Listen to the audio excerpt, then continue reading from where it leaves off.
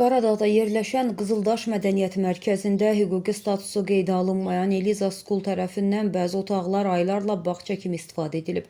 Azyaşlı uşaqların mədəniyyət mərkəzində yerdə yatırılması və saxlanılması ilə bağlı sosial şəbəkələrdəki paylaşımlar qınağa səbəb olub.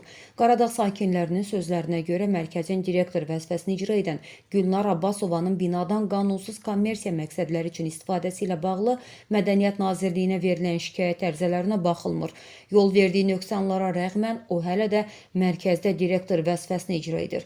Məsələ ilə bağlı Azərbaycan Respublikasının xalq artisti, tanınmış opera müğənnisi Əvəz Abdullayev moderatora geniş şəkildə açıqlama verib. Xalq artistinin sözlərinə görə Qızıldaş Mədəniyyət Mərkəzində fəaliyyət göstərmiş bağça ilə bağlı təkcə Mədəniyyət Nazirliyi yox, aidiyyatı üzrə bütün dövlət qurumları araşdırma aparmalıdır.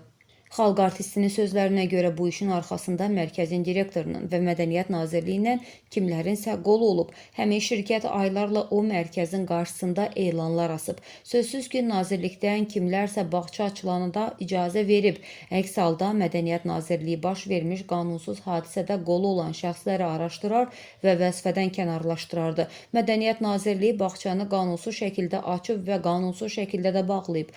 Əslində Mədəniyyət Mərkəzinin qanunsuz uşaq bağçasına çevrilməsi böyük bir cinayət işidir. Xalq artisti Qızıldaş Mədəniyyət Mərkəzinin direktor və Mədəniyyət Nazirliyi tərəfindən qazilərin şikayətlərinə baxılmaması ilə bağlı millət vəkillərinə də çağırış edib. Bugün xalqın gözü qarşısında mədəniyyətimizin inkişafı üçün dövlət büdcəsindən maliyyələşən binalar Mədəniyyət Nazirliyi tərəfindən icarəyə verilir. Qanunsuz bağça açanlar vəzifədə saxlanılırsa, Nazirliyi çıxıb açıqlama versin ki, biz öz mədəniyyətimizi icarəyə veririk. Bununla da söhbət bitsin. Heç kim də şikayətçi olmasın. Lakin mövcud qanunvericiliyimizin tələblərinə görə bugün Mədəniyyət Mərkəzinin bağça kimi istifadəyə verilməsi qanun pozuntusudur. Qanunlara əməl etməyənlər qanun qarşısında cavab verməlidir. Bu baxımdan mən bütün millət vəkillərinə səslənirəm ki, Mədəniyyət Mərkəzində qanunsuz bağça biznesi quraraq qanunu pozan direktorun işi parlamentdə müzakirə edilsin.